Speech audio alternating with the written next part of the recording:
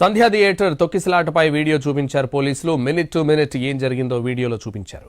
జరిగిన విషయాన్ని అల్లు అర్జున్ దృష్టికి తీసుకెళ్లామని చెప్పారు పోలీసులు. మొదట అర్జున్ మేనేజర్ విషయం చెప్పకుండా అడ్డుకున్నాడని, తర్వాత మేనేజర్ను పక్కకు తోసి అసలు విషయం అల్లు అర్జున్ కు చెప్పామని తెలిపారు. రేవతి చనిపోయిన విషయం థియేటర్లోనే అల్లు అర్జున్ కు తెలుసన్న పోలీసులు విషయం చెప్పాక కూడా సినిమా పూర్తయ్యాక వెళ్తారని అల్లు అర్జున్ వాదించారని తెలిపారు. బలవంతంగా అల్లు అర్జున్ కుటుంబాన్ని బయటకు తీసుకురావాల్సి వచ్చిందన్నారు పోలీసులు. కేసు కోర్టులో ఉంది కాబట్టి ఇంతకు మించి చెప్పలేమన్న పోలీసులు వీడియో చూసి విఘ్నులు అర్థం చేసుకోవాలని సూచించారు. సంధ్యా థియేటర్ ఘటనలో ఇంకా ఏం అయిపోలేదని, ఇక ముందు చాలా ఉందని చూస్తూ ఉండండి అని చెప్పారు. దర్యాప్తు స్టేజ్లో ఉంది కనుక మేము ఎక్కువ దీని గురించి మాట్లాడలేము. కానీ కోర్టు పరిధిలో ఉంది, ఇంకా వాదనలు జరగబోతున్నాయి కొన్ని రోజుల్లో కూడా. ఇప్పుడు దీనిపైన అనేక రకాల వర్షన్స్ వచ్చాయి.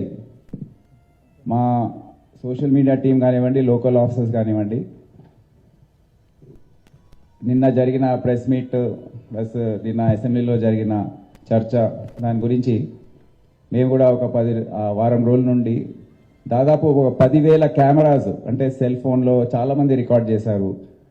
అక్కడున్న సోషల్ మీడియా, మీడియా ద్వారా మీ ఛానల్స్ రికార్డ్ చేసిన బైట్స్ అవన్నీ కూడా అనలైజ్ చేసి క్రోడీకరించి ఒక 10 నిమిషాల వీడియో ఒకటి తయారు చేశారు.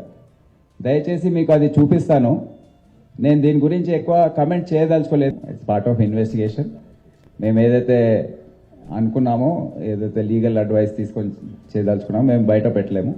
మేము వచ్చే రోజుల్లో మీకే తెలుసు. ఇక మీకు ఎటువంటి మనసు ఉందో దాన్ని బట్టి మీరు దీన్ని అర్థం చేసుకోండి. ప్రజల ముందు ఇది వెళ్తుంది.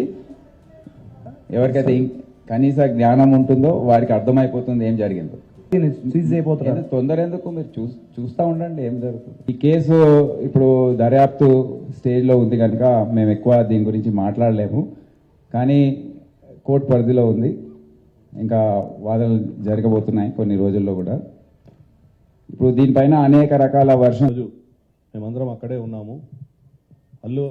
అల్లు అర్జున్ గారి మేనేజర్ సంతోష్ గారికి ఫస్ట్ లోపలికి వెళ్ళి తెలియపరిచినవి ఏమంటే, ఇక్కడ ఒక లేడీ చనిపోయారు, ఒక చిన్న పిల్లవాడు చాలా సివియర్గా ఇంజూర్డ్ అయ్యారు, సిచ్యువేషన్ అనేది కంట్రోల్లో లేదు, మీకు ఇబ్బంది అయ్యే అవకాశం ఉంటుంది అని చెప్పడం జరిగింది.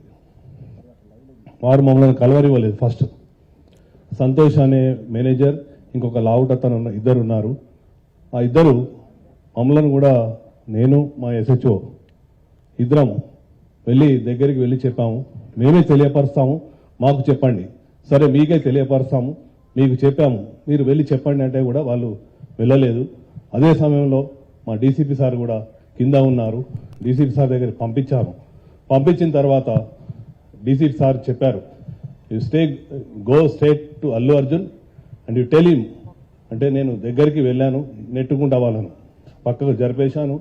అల్లు అర్జున్ దగ్గరికి వెళ్ళి అతనికి చెప్పాను చెవిలో, ఏమని, ఇక్కడ ఒక అమ్మాయి లేడీ చనిపోయింది, ఒక అబ్బాయి అతను ప్రాణాపాయ స్థితిలో ఉన్నారు, హాస్పిటల్కి షిఫ్ట్ చేయడం జరిగింది.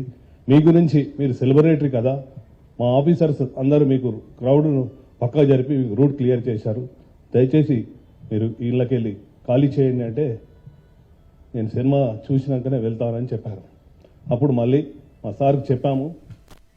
తొక్కిసలాట తర్వాత థియేటర్ నుంచి వెళ్లిపోవాలని అల్లు అర్జున్ కు ఎంత చెప్పినా వినిపించుకోలేదని అన్నారు చిక్కడపల్లి ACP రమేష్.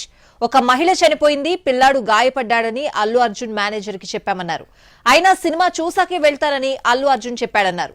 ఆ తర్వాత DCPతో కలిసి వెళ్లి హీరోను బయటకు తీసుకొచ్చామని అన్నారు.